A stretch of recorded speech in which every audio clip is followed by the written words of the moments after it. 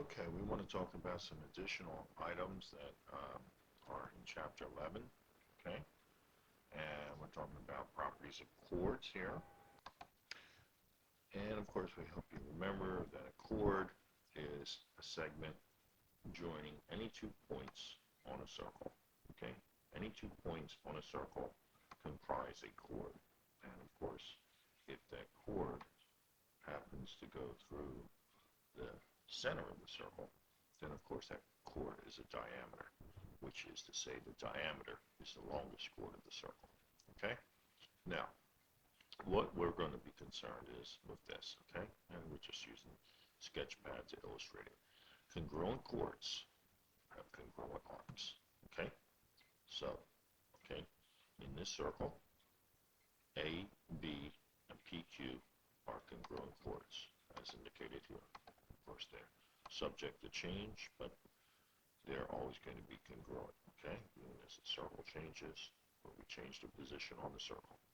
Now, you can see that they form arcs, the arc AB and the arc PQ. And those arcs are likewise equal, okay? Whether we measure them with the arc angle or with the arc length, okay? Which is, of course, that fractional part of the circumference, okay? So, quite simply, okay, congruent chords will always form congruent arcs, okay? Congruent chords will always form congruent arcs. Theorem 11.4. Next, another statement of Theorem 11.4. Congruent chords have congruent central angles, okay?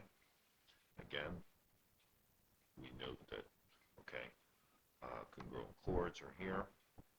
We should recall that because of the previous statement, congruent chords have congruent arcs, okay?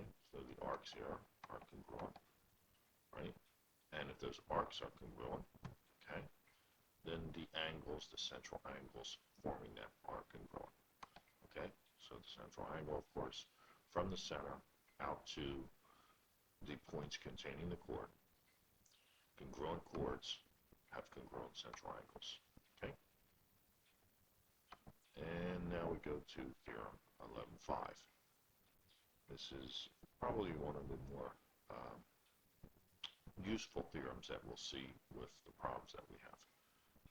Congruent chords, again, congruent chords, AB, PQ are congruent chords, okay, are equidistant or are the same distance from the center, okay? So, in other words, AB, which is congruent to PQ, is at the same distance from the center. Now, when we talk about the distance, okay, we can't just talk about from D to any point on AB. The distance is the shortest distance. So the shortest distance is measured in the perpendicular distance. So the perpendicular distance is, okay, from D to the midpoint of the chord, okay?